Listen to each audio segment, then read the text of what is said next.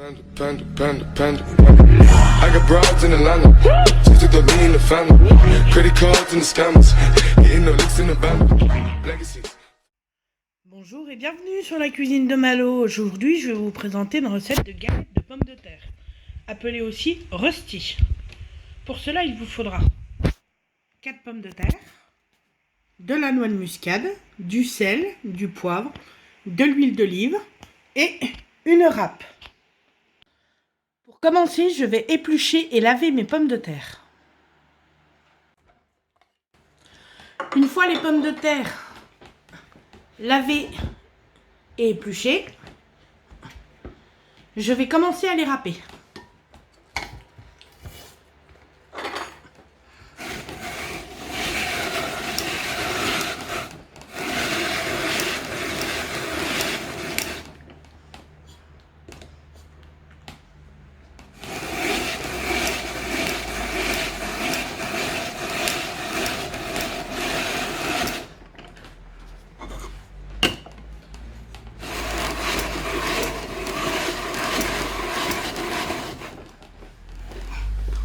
Je finis de râper mes pommes de terre et je vous retrouve tout de suite.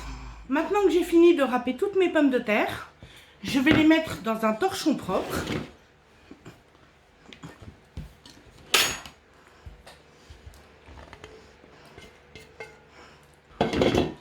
Je vais replier mon torchon.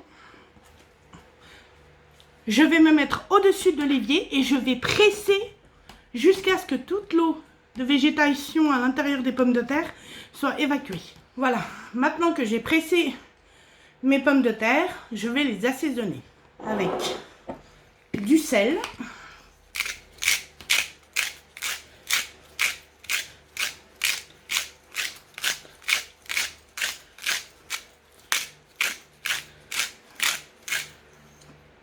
du poivre,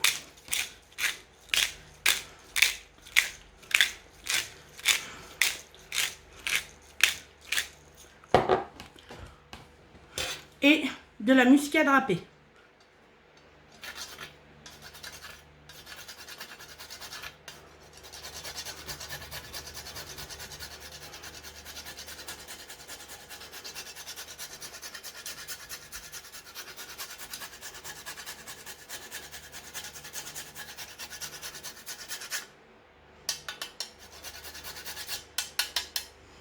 Voilà.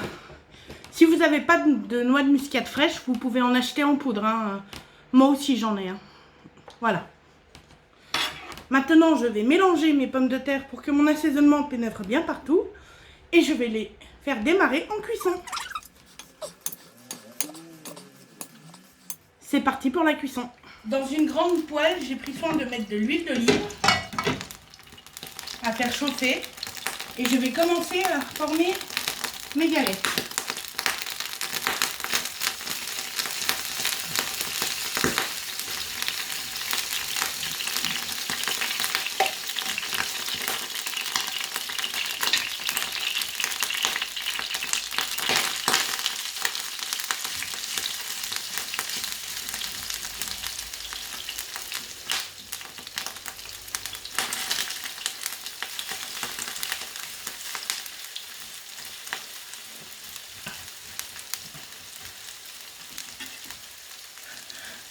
Je vais les laisser dorer comme ça pendant environ 3-4 minutes et après je les retournerai. Certains se demandent peut-être pourquoi je n'ai pas utilisé d'œufs et de farine.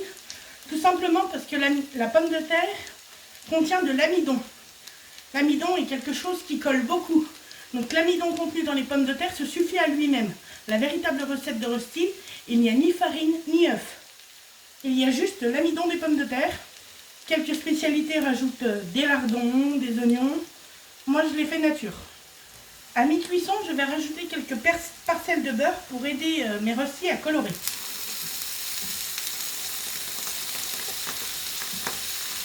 Et j'en mets pas beaucoup.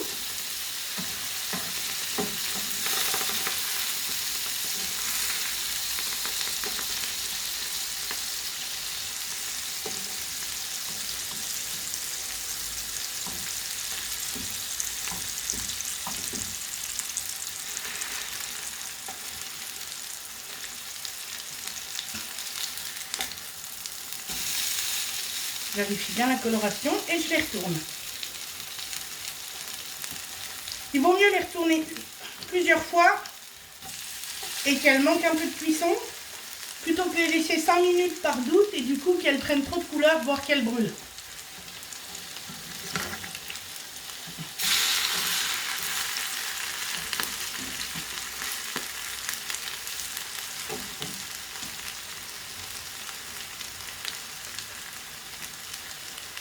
Voilà.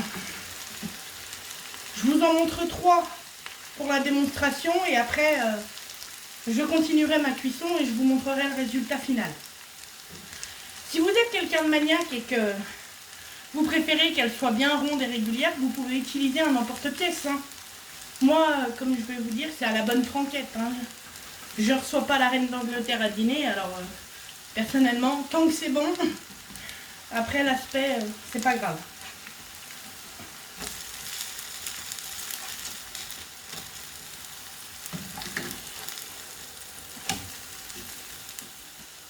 Voilà, j'ai terminé ma première fournée de rösti, donc maintenant je vais les mettre dans une assiette avec une feuille de papier absorbant. Je continue ma cuisson et je vous montre les résultats plus tard. A tout à l'heure. Voilà, la cuisson est terminée, il ne reste plus qu'à déguster avec une bonne salade ou un bon steak.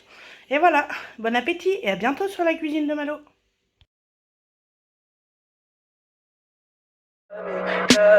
Tell me pretty lies, look me in the face.